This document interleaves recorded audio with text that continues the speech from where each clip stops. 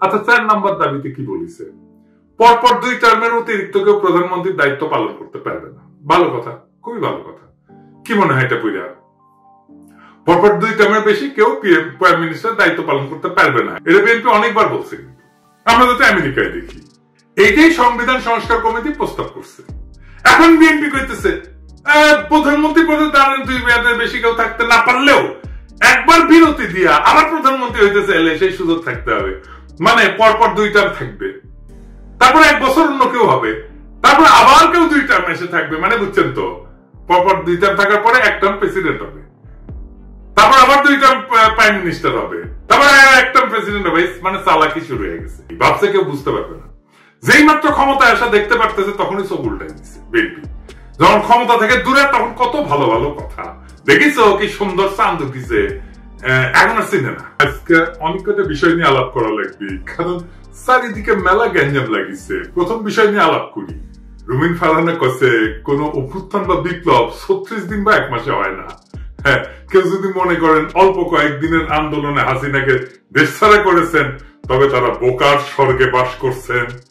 শেখ হাসিনার পালানো বিএনপির 16 বছরের আন্দোলনের ফসল গণবিস্ফোরণে শেখ হাসিনা পলায় গেছে। আন্দোলনকারী বিএনপি করেছে, ঈদের পরে আন্দোলন, আর কেউ করেনি। হ্যাঁ, গুম আর খুন হয়েছে খালি বিএনপির কর্মী, দেশ ছাড়া হয়েছে খালি বিএনপির কর্মী। আমরা খায় না খায় অ্যাক্টিভিজম করলাম, আমরা তো বিএনপি করি না, গলিকও খাই না। সমাজ কি তাইলে আমাদের মেনে নেবে? বিএনপির আন্দোলন তো দেখেছেন, দেখেন নাই? গত 10টা বছর 10টা জনসভাও করতে পারেন নাই। ঈদের পর আন্দোলন করতে করতে শুনতে শুনতে কান পয়সা খুলে পড়িছে। প্রাণ ভয়ে পুলিশের আক্রমণে দাঁড়াইতে পারে নাই, নিজেরা আবার স্বীকার করেছে। খালেদা জিয়ার বাড়ির সামনে 2টা বালির ট্রাক সরাইতে পারে নাই, আবার আসিছে আন্দোলনের ক্রেডিট নিতে।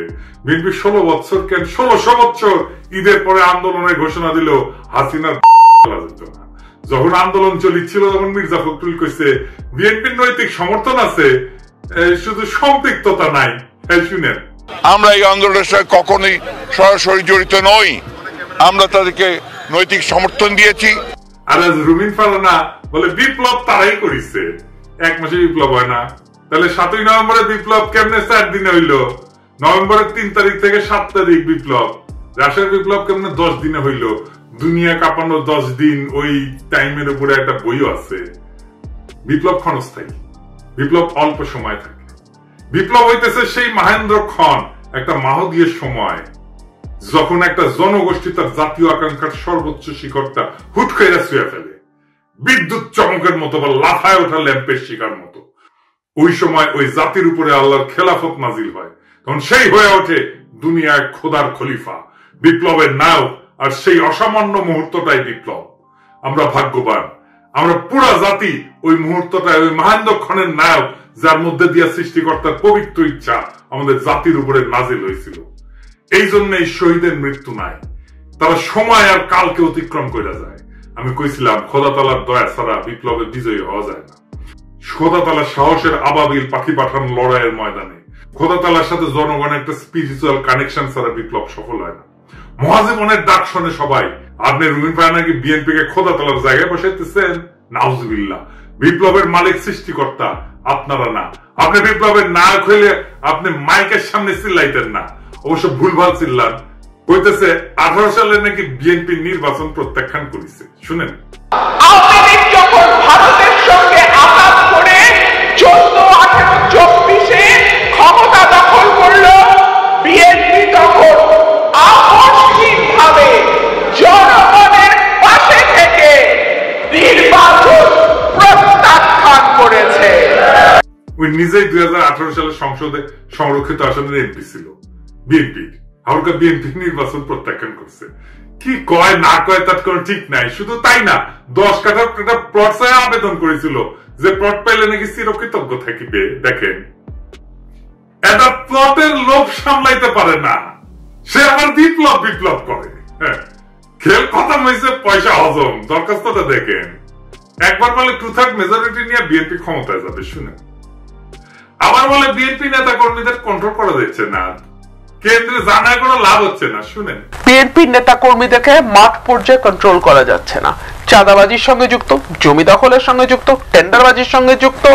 আমার এলাকাতে পথধারী নেতারা কেউ মাটি ভরাট করে নদীর উপরে জমি দখল করে, আরেক উপজেলায় পথধারী নেতারা মামলা বাণিজ্য করে। তো কন্ট্রোল করা তো যাচ্ছে না, কেন্দ্রে খবর পাঠানো হয়েছে, কেন্দ্র কোনো অ্যাকশন নেয় নাই। তো বুঝছেন তো বিএনপি ক্ষমতা এসে কি করবি? আচ্ছা ওরা ছেড়ে দি, বাচ্চা মেয়ে কি কইতে কি কয় ঠিক নাই, আপনারাও ছেড়ে দিয়ে। এবার আসেন বিএনপির অন্যতম প্রধান তরুণ বুদ্ধিজীবী ফাহাম আব্দুল সালাম, ওরা নিয়ে একটু কথা বলি। ফাহাম দেশে গেছিল, আপনারা মনে হয় অনেকেই জানেন যে ফাহাম মির্জা ফখরুল ভাইয়ের মেয়ের জামাই। তো আমি অত্যন্ত পছন্দ করি ফাহামকে ব্যক্তি হিসেবে, ভেরি চার্মিং পার্সোনালিটি। এই ফ্যাসি বিরোধী লড়াইয়ে তার অসামান্য ভূমিকা ছিল। সে আরবান এলিট যুবক তরুণদের এই লড়াইয়ের জন্য তৈরি করছে, সে একাই। আমি ভালো কথা বলে ফেললাম না। হ্যাঁ, বাংলাদেশে কারো সম্পর্কে ভালো কথা বলা খুব মুশকিল। যারা ফাহামকে পছন্দ করেন না তারা গালাগালি করতে পারে, আর যারা ফাহামকে পছন্দ করে তারাও গালাগালি করবে যে ও আসিছে এবার ফাহামের জনপ্রিয়তা দিয়া তোমার পয়েন্ট বাড়ানোর জন্য, পয়েন্ট খাওয়ার জন্য আসিছে। আর যদি কখনো ফাহাম গ্যাঞ্জাম করে অ্যান্টি পিপল স্ট্যান্ড নেয় তখন এসে বলবে দেখেছেন খুব তো তখন প্রশংসা করেছিলেন। যাই হোক, এটা বলে রাখলাম যে ফাহাম আমার এলাই না, এখন রাজনৈতিক মিত্র না। কারণ ফাহাম বিএনপির যে স্ট্যান্ড নিছে, যেটা আফোর্ড করে, সেটা করেও সম্পর্ক রাখা যায় ভিন্ন মতের মানুষের সাথে, কিন্তু ফাহাম সেটা রাখবে না বলে সিদ্ধান্ত নিছে, এটা কোনো সমস্যা নাই, অ্যাবসলিউটলি ফাইন। ফাহাম সম্পর্কে এত কথা বললাম যে আমাকে তাকে রেফার করে কথা বলতে হবে, সেই জন্য বলে নিলাম আর কি। কারণ সেও বলছিল যে এই লড়াইয়ে যারা ছিল তারা তার ভাই দাদা, এটা বলছে। তো সেটা আমার তরফ থেকেও এখন এটা বলে নেওয়াটা ভালো।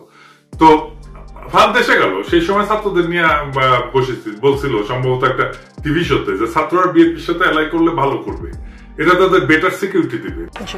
স্বার্থের দিক থেকে তারা যদি বিএনপির সাথে অ্যালাইন করে, আমার মনে হয় যে তাদের ভবিষ্যৎ অন্য অপশন থেকে বেটার। 2 দিন আগেও লিখলো ফাহাম যে আওয়ামী লীগের মিছিল হচ্ছে বড়, এইটা আমরা নাকি একে অন্যকে অপমানিত করছি তার ফল।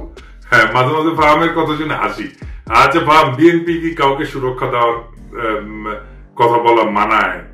আর বিএনপি কি কাউকে সুরক্ষা দিতে পারে? দিছে কখনো? এই সব ক্ষমতা কি বিএনপির আছে না ছিল? ক্ষমতা জিনিসটা কি, সেটা কিভাবে তৈরি হয়? বিএনপির যদি কাউকে সুরক্ষা দেওয়ার হিম্মত থাকতো তাহলে জিয়া তো নিহত হয় না, ইলিয়াস আলী গুম হয় না, সালাউদ্দিন চৌধুরী ফাঁসিতে যায় না, তারেক রহমান নির্বাসনে যায় না, বালুর ট্রাক ফেলা তার খালেদা জিয়াকে আটকাই দিতে পারে না। বিএনপি কি দেশকে আওয়ামী লীগের ফাঁসিবাদের হাত থেকে রক্ষা করতে পারছে? পারে না। বাংলাদেশের সবচেয়ে বড় রাজনৈতিক দল হয়েও অগাস্ট বিপ্লবের নেতৃত্ব দিতে পারে নাই। এই বিএনপি আগামীতে ক্ষমতায় যাইতে পারে, কিন্তু এই ক্ষমতা সে রাখতে পারবে না, কারণ ক্ষমতা বিষয়টাই সে বুঝে না। দেখেন, বিএনপির জন্ম হইতো না 1975-এর 15ই আগস্ট না ঘটলে। সেই আগস্ট বিপ্লবীদের রক্ষা করছে বিএনপি? করে নাই। মুজিব হত্যা মামলার বিচারে অভিযুক্ত সবাইকে জজ গোলাম রসুল ফায়ারিং স্কোয়াডে গুলি করে মারা মৃত্যুদণ্ডের রায় প্রদান করছিল। যদিও দেশে প্রচলিত সিআরপিসিতে মৃত্যুদণ্ড দণ্ডিতদের ফায়ারিং স্কোয়াডে গুলি করে মারার কোন বিধানই নাই। সংসদে এই অপকর্মের বিরুদ্ধে সেদিন 120টা আসন নিয়েও বিএনপি কোন বিরোধিতা না করে মুখে কুলু পাইতে চুপ করে বসেছিল। তাই বিএনপি কাউকে রক্ষা করতে পারবে না, করবে না, সে ক্ষমতা নেই। বিএনপি ক্ষতি করতে পারবে, সেটাই আসল ক্ষমতা। রক্ষা করতে পারাটা রাজনৈতিক ক্ষমতা না, বরং ক্ষতি করতে পারার হিম্মতটাই রাজনৈতিক ক্ষমতা। আমি এই প্রসঙ্গে বিস্তারিত আলাপ করছি আগের এপিসোডে। আওয়ামী লীগের মিছিল বড় হচ্ছে এই জন্য না যে কেউ কাউকে অপমান করছে আর অভিমানে রাজপথ ছেড়ে দিচ্ছে তাই আওয়ামী লীগ মিছিল করতেছে, না তা না। বাংলাদেশে বিএনপি বা জামাত বা ছাত্রদের এনসিপির গ্রিন সিগন্যাল ছাড়া আওয়ামী লীগের বাপের ক্ষমতা নাই মিছিল করে। আওয়ামী লীগ বিএনপির আশকারা পাইয়া মিছিল করতেছে না, শুধু বিএনপি আওয়ামী লীগের মিছিল করে দিচ্ছে। হ্যাঁ বা বেশ, এইভাবেই তারা আওয়ামী লীগকে বাঁচাই রেখে জনগণকে ভয় দেখাইতে চায়। বিএনপি ক্ষমতায় আসার আগেই দলটার নেতা কর্মী এবং তাদের আত্মীয় স্বজনরা আওয়ামী লীগের রাজনৈতিক স্বার্থ রক্ষার জন্য কতটা মরিয়া হয়ে উঠছে এই খবর পড়লেই সেটা বুঝতে পারবে। আওয়ামী লীগকে যারা রুখে দিতে পারবে তারাই আগামী বাংলাদেশের নেতা হবে। বিএনপি রুখতে না চাইলে তো মাঠ ফাঁকা থাকবে না। বিএনপি প্রাণ ভয়ে রাজপথে 28 অক্টোবর দাঁড়াইতে পারে নাই, তার জন্য কি বর্ষা বিপ্লব থামেছিল? ছিল না। ফার্মের কন্ট্রাডিকশন গুলো নিয়ে আলাপ করি না, চাইলে করা যায়। ফার্ম কইতেছে 71 একটা রেড লাইন, এই রেড লাইন ক্রস করলে বাংলাদেশের রাজনীতি করা যাবে না। এই জন্য নাকি জামাত মেইনস্ট্রিম হইতে পারে নাই। আজিব বাত। বিএনপি কি 71-কে ওন করে? সে নিজে কি ফার্মকে নিজে বাঙালি জাতীয়তাবাদকে ওন করে? ফার্ম তো নিজেই নিজেকে হিন্দুস্তানি মুসলমান বলছে। দেখেন, আমি নিজেকে বাঙালি মনে করি না, আমি নিজেকে হিন্দুস্তানি মুসলমান মনে করি। ফার্ম কি ধর্ম নিরপেক্ষতা মানে? সে কি সমাজতন্ত্র মানে? সে নিজেই কমিউনিস্টকে দান্দিক বলেন। সেই বাকশাল চাই, আবার ইউরোপিয়ান এনলাইটমেন্ট চাই। দান্দিক। তাইলে ফার্মের 71টা আসলে কি? ফার্মের ন্যারেটিভ কি 71-এর? আমি আসলে জানতে চাই। এবার আসেন বিএনপির 31 দফা নিয়ে আলাপ করি। আমি 31 দফার এক এক দফা নিয়ে সারা সারা ভাবে আলাপ করেছি, আপনারা দেখছেন। আলাপ একবারে যদি করতাম আগ্রহ ধরে রাখতে পারতেন না। তো বিএনপির কিছু কইতে ইচ্ছা করে না, এটা বেকুব ভর্তি দল, এরা নিজেদের দুর্বলতা কখনো বুঝতে পারে নাই। যেহেতু অ্যান্টি আওয়ামী লীগ সকলের কাজের সুফল পাইছিল, তাই তারা ভাবে নাই নিজের ইন্টেলেকচুয়াল অ্যাসেট গড়ে তুলতে হবে। এখন পড়েছে গাড্ডায়। আওয়ামী আমলের কোন ন্যারেটিভ তৈরি করতে পারেন নাই, একটাও না। আপনি দেখাইতে পারবেন না একটা ন্যারেটিভ তৈরি করছেন, নিজেদেরকে রক্ষা করতে পারেননি ন্যারেটিভ তৈরি করে। আর এইটা যে তাদের দুর্বলতা, এটা কোনোদিন খতায় দেখে নাই। গারপেলি করে মাস্তানি হয়, রাজনীতি হয় না। রাজনীতি সিরিয়াস বিষয়, ক্ষমতা মাফিয়াদেরও থাকে। যাই হোক, আজকের 2টা দফা নিয়ে আলাপ করবো বিএনপির 31 দফা। তার আগে কয়ে নি, রাজনৈতিক দফার সংখ্যা কম হইতে হয়। আমি চ্যালেঞ্জ দিয়ে বলতে পারি, বিএনপি স্ট্যান্ডিং কমিটির প্রত্যেককে আলাদা কইরা 31 দফা লিখতে বলেন, পারবে না, একজনও লিখতে পারবে না 31টা দফা। আপনি বিএনপির কর্মী হন, নেতা হন, নিজে লেখেন, এটা এপিসোড বফ করে নিজে লেখেন, পারবেন না। আমি চ্যালেঞ্জ দিলাম, পারবেন না। আপনি নিজে যার রাজনীতি করাটাই কাজ, যে পারেন না নিজের দফাটা নিজে লিখতে, মনে রাখতে। পাবলিকের বাপের ধন কি সাপে খাইছে যে সে মনে রাখবে? তার ঠেকা পড়ছে। আসেন দেখি রাজনৈতিক কর্মসূচি অল্প দফায় কেন হইতে হয়, সেটা একটু আলাপ করি। 1 নাম্বার কারণ সহজবোধ্যতা। অল্প দফা থাকলে জনগণ সহজে বুঝতে পারে কি দাবি করা হচ্ছে। বেশি দফা থাকলে মেসেজ জটিল হয়ে যায়, সেই জন্য সাধারণ মানুষের মনোযোগ হারানোর ঝুঁকি বাড়ে। 2 নাম্বার, মোবিলাইজেশন সহজ হয়। কম দফা মানে 1টা বা 2টা মূল দাবির পিছনে জনগণ জোরালো ভাবে ঐক্যবদ্ধ হইতে পারে, আন্দোলনের শক্তি বাড়ে। 3 নাম্বার, কৌশলগত চাপ সৃষ্টি করা যায়। সরকার বা বিরোধী শক্তির উপর চাপ তৈরি করার জন্য স্পষ্ট এবং নির্দিষ্ট দাবি থাকা জরুরি। বেশি দাবি দিলে কোনো দাবি নিয়ে সুনির্দিষ্টভাবে চাপ তৈরি করা যায় না। গতি বজায় রাখা। কম দফার কর্মসূচি আন্দোলনের গতি এবং ফোকাস বজায় রাখে। লম্বা তালিকা মানে প্রত্যেকটা বিষয় আলাদা করে ব্যাখ্যা লাগবে, যা সময় ক্ষেপণ করে।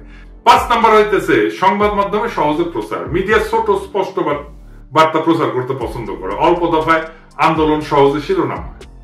আমি এটা বললাম আন্দোলন এই কারণে, কারণ তারা কিন্তু 31 দফা আন্দোলনের সময় করছে, বিপ্লবের পরে করে নাই। সেজন্য আন্দোলনের কথা বললাম। আমাদের সফল আন্দোলনগুলো দেখেন, রাষ্ট্রভাষা বাংলা চাই। 6 দফা। এরশাদ বিরোধী আন্দোলনের 1 দফা, 1 দফা 1 দাবি, এরশাদ তুই কবে যাবি। হাসিনা খাদের আন্দোলনের 1 দফা। এমনকি বিএনপি যে 4 দলীয় জোটের 5 দফা ছিল 2001 সালের নির্বাচনে, দুর্নীতিমুক্ত প্রশাসন, সুশাসন, আইন শৃঙ্খলা উন্নয়ন, এই সমস্ত। তারপরে দফা বাড়তে থাকে। 2018 সালে বিএনপির ঐক্য পয়েন্টের দফা হয় 7 দফা আর 11টা লক্ষ্য। এই হইতেছে বাম ইনফ্লুয়েন্স। দাবি ঢুকাইতে হবে টাইসা। মানুষ পড়লো কিনা, শুনলো কিনা ভাবাভাবি নেই। আসেন 31 দফার 2 নাম্বার দফা নিয়ে দেখি। তারা কইতেছে বাংলাদেশে গণতন্ত্র, ভোটাধিকার পুনঃপ্রতিষ্ঠা এবং স্বচ্ছ গণতান্ত্রিক প্রক্রিয়াকে স্থায়ী, সাংবিধানিক এবং প্রাতিষ্ঠানিক রূপ দেওয়ার লক্ষ্যে একটা নির্বাচনকালীন দল নিরপেক্ষ তত্ত্বাবধায়ক সরকার ব্যবস্থা প্রবর্তন করা হবে। ভালো কথা, কিন্তু প্রশ্ন হইতেছে তত্ত্বাবধায়ক সরকার তো বিএনপি প্রবর্তন করেছিল, তাই না? আইন কইরা 96 সালে তো টিকলো না কেন? আবার আইন করবে, টিকবে না। মানে আমরা চক্রাকারে একই সমস্যার আবর্তে ঘুরপাক খাবো নাকি বারে বারে? আবার যে বাতিল হবে না তার নিশ্চয়তা কি? জনগণ চায় একটা নিরপেক্ষ নির্বাচন, অবাধ স্বচ্ছ নির্বাচন, নেতা নির্বাচনের স্বাধীনতা। এটা কিভাবে নিশ্চিত হবে? বিএনপি তো বিচারপতির বয়স বাড়ায় নিজেদের পছন্দ মতো লোককে তত্ত্বাবধায়ক সরকার প্রধান বানাইতে চেয়েছিল 2006 সালে, জানেন তো? 2007 সালের জানুয়ারিতে যে সাধারণ নির্বাচন পরিচালনা হবে, সেটার জন্য তত্ত্বাবধায়ক সরকার গঠিত হওয়ার কথা ছিল। তার প্রধান উপদেষ্টা হিসেবে বিচারপতি KM হাসানকে নিয়োগ করা হয়। উনি একসময় বিএনপির কেন্দ্রীয় নেতৃত্বে ছিলেন। তৎকালীন আওয়ামী লীগের মতে KM হাসান যাতে তত্ত্বাবধায়ক সরকারের প্রধান উপদেষ্টা হইতে পারে, সেই জন্য বিএনপি সংবিধান সংশোধন করে বিচারপতির অবসর গ্রহণের বয়সসীমা বাড়াই দিছে।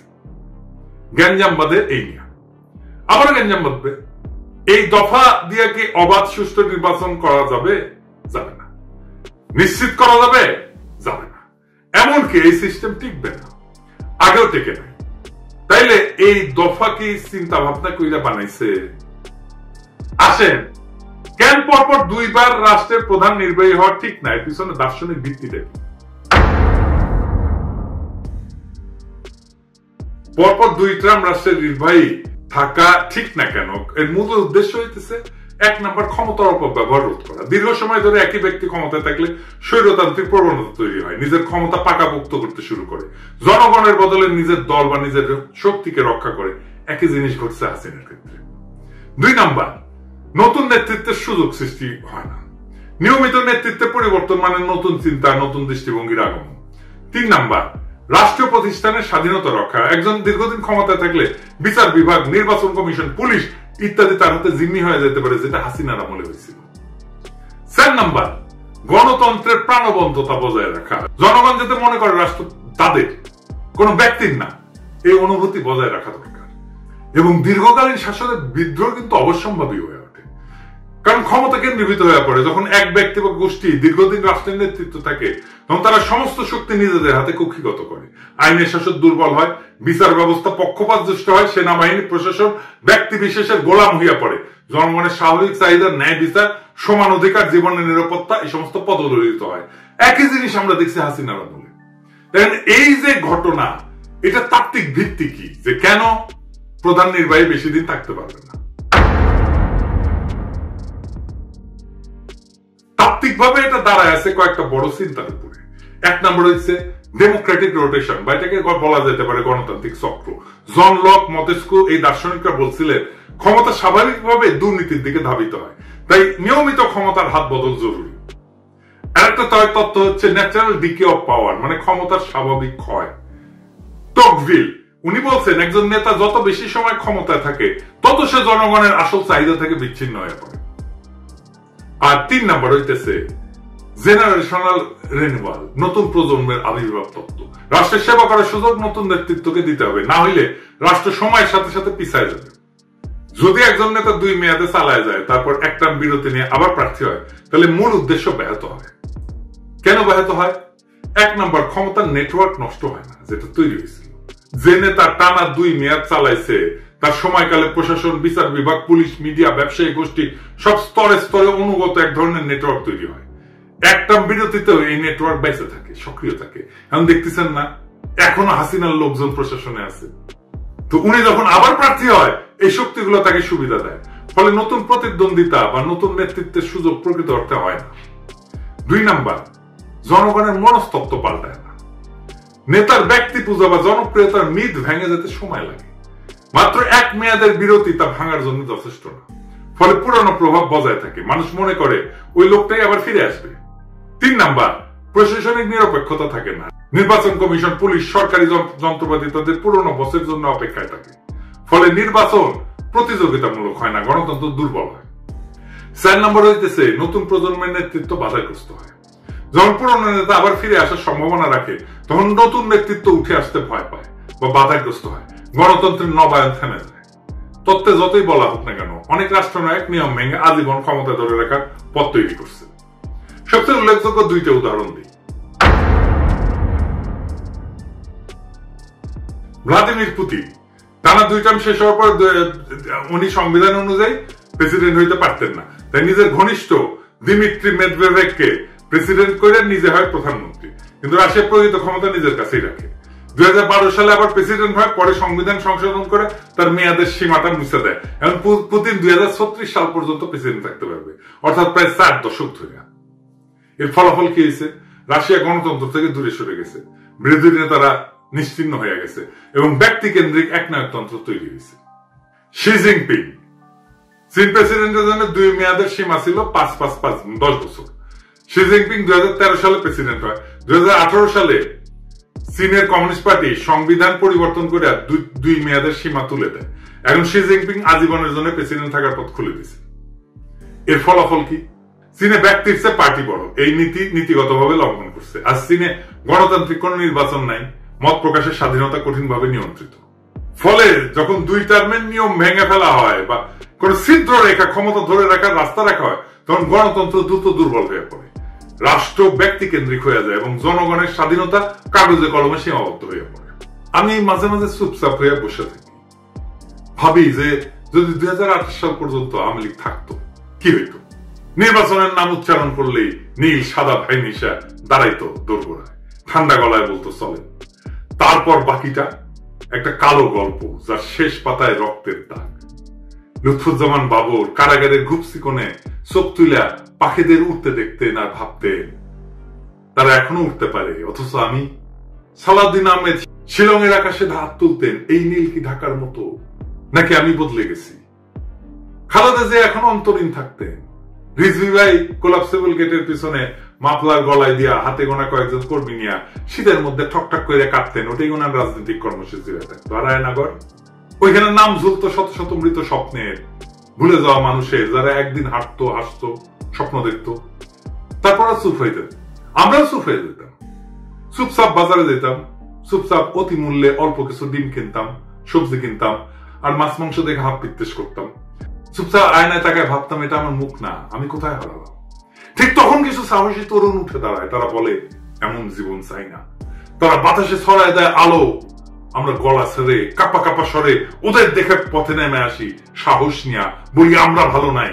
কিন্তু আজ আমরা বলি ওদের হটাও, ওরা রাজনীতি করে ফেলছে। ওদের রক্ত আজকে পথের ধুলা, ওদের কান্না আজকে নীরব শোক।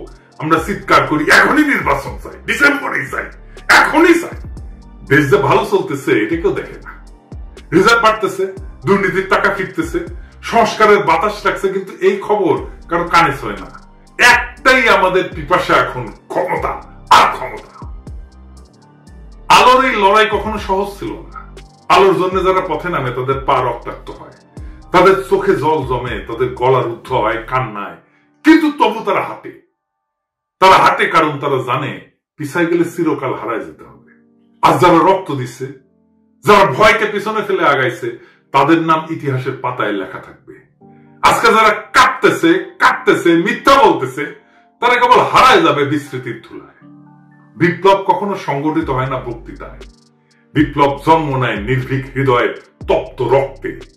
আমরা সেই রক্তের উত্তরাধিকার, আমরা হারবো না। তারা ভাবছিল আমরা ভয় পাবো, তারা ভাবছিল আমরা হাইরা যাব, তারা ভাবছিল আমরা মুখ নিচু কইরা ঘরে ঢুকে যাবো, কিন্তু তারা ভুল করছে। আমরা পিছু হটিনি, আমরা সামনে আগাইছি, আমরা থামিনি, আমরা ঝড় তুলছি, আমরা চুপ থাকিনি, আমরা স্লোগানে মুখর করছি রাজপথ। আজ যারা ধোকা দিচ্ছে, ইতিহাস তাদের মুখ চিরকাল ঘষে মাটিতে ফেলে রাখবে। আজ যারা দাঁড়াইছে, ইতিহাস তাদের মাথায় তুলে নেবে। আজ আকাশ ভেঙে পড়ুক, সমুদ্র ফেটে যাক, আমরা পিছু হটবো না। আমাদের জয় হবে ইনশাআল্লাহ। ইনকিলাব জিন্দাবাদ। আগামী নির্বাচনের আগেই আওয়ামী লীগ প্রশ্নের মীমাংসা চাই হাসনাত। জাতীয় নাগরিক পার্টি এনসিপি আগামী দ্বাদশ সংসদ নির্বাচনের আগেই আওয়ামী লীগ প্রশ্নের মীমাংসা তথা আওয়ামী লীগের নিবন্ধন বাতিল চায় বলে জানিয়েছেন দলটির মুখ্য সংগঠক হাসনাত আবদুল্লাহ। তিনি বলেন, নির্বাচনের আগ পর্যন্ত আওয়ামী লীগ যাতে কোনোভাবেই তাদের কার্যক্রম পরিচালনা করতে না পারে সে বিষয়ে সবাই সজাগ থাকতে হবে।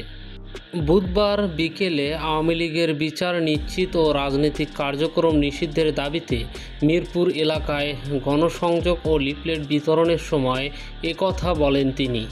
আগামী 2 মে দলটির বিক্ষোভ সমাবেশ উপলক্ষে মিরপুর 10 থেকে কালজি পর্যন্ত বিভিন্ন স্থানে গণসংযোগ ও লিফলেট বিতরণ করে এনসিপি। জাতীয় মসজিদ বায়তুল মোকাররমের দক্ষিণ ফটকে এনসিপির ঢাকা মহানগর শাখার উদ্যোগে সমাবেশ হবে। হাসনাত বলেন, আমরা গণসংযোগ আজ মিরপুর থেকে শুরু করলাম, এখান থেকে কালশি পর্যন্ত যাব। 2 মে সমাবেশ উপলক্ষে আমাদের লিফলেট বিতরণী কর্মসূচি অব্যাহত থাকবে, কারণ জুলাই গণঅভ্যুত্থানের সময় এই মিরপুর এলাকা ছিল একটি হটস্পট। এখানে আমাদের প্রচুর ভাইরা শহীদ হয়েছেন। প্রচারপত্রে আওয়ামী লীগের 16 বছরের শাসন আমলের 60টি অপরাধের কথা উল্লেখ করা হয়েছে জানিয়ে এনসিপির এই নেতা বলেন, এগুলো হলো 2009 সালে বিডিআর বিদ্রোহ দমনের নামে 57 জন সেনা কর্মকর্তা হত্যা, গুম, খুন ও ক্রসফায়ারের মাধ্যমে হাজার হাজার মানুষের প্রাণহরণ, 2014, 18 ও 24 সালের 3টি অবৈধ নির্বাচনের মাধ্যমে জনগণের ভোটাধিকার হরণ, 2013 সালে হেফাজতে ইসলামের সমাবেশ চলানো হত্যাযজ্ঞ, লাখ লাখ কোটি টাকার দুর্নীতি, লুটপাট ও পাচার, 2021 সালে নরেন্দ্র মোদী বিরোধী আন্দোলনে চালানো হত্যাকাণ্ড এবং জুলাই গণঅভ্যুত্থানের সময় চালানো নজিরবিহীন গণহত্যা। প্রতিটি অপরাধের জন্য আন্তর্জাতিক মানসম্মত ট্রাইব্যুনাল বা কমিশন গঠন করে শেখ হাসিনা ও আওয়ামী লীগের বিচারের ব্যবস্থা, আগামী নির্বাচনের আগেই আওয়ামী লীগ প্রশ্নের মীমাংসা তথা আওয়ামী লীগের নিবন্ধন বাতিল, বিচার চলাকালে আওয়ামী লীগ সন্ত্রাসী গোষ্ঠীর রাজনৈতিক কার্যক্রম নিষিদ্ধ রাখা এবং 2014, 18 ও 24 সালের নির্বাচনে জড়িত ব্যক্তিদের বিচার ও তাদের নির্বাচনে অযোগ্য ঘোষণা করার 4 দাবি প্রচারপত্রে উল্লেখ করা হয়েছে বলে জানান তিনি। সম্মানিত প্রিয় দর্শক, ভিডিওটি সম্পর্কে আপনাদের মহামূল্যবান মতামত কমেন্ট করে জানিয়ে দিন। সবাই সুস্থ থাকুন, ভালো থাকুন। আসসালামু আলাইকুম।